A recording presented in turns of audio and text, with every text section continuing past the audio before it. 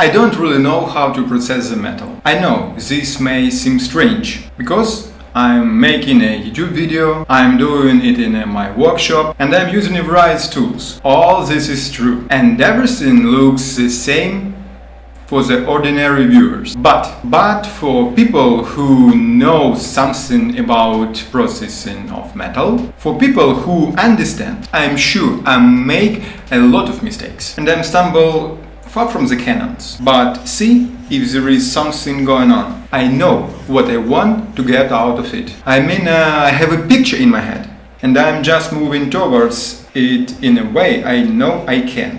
I remembered a joke about old Jew jeweler. One day, a very important person came to him and brought a very expensive stone to go under the ring.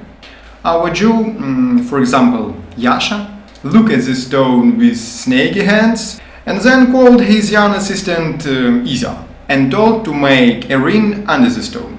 The person started to resent. "You know how much is it worth? And you assign this job to some junior employer?" And our Jew answered here, "Of course I know how much this stone is worth, and you know how much it is worth. But Izya doesn't know, and he will do it best." You see, sometimes I'm better off not knowing if I'm doing right or wrong, but just taking and doing.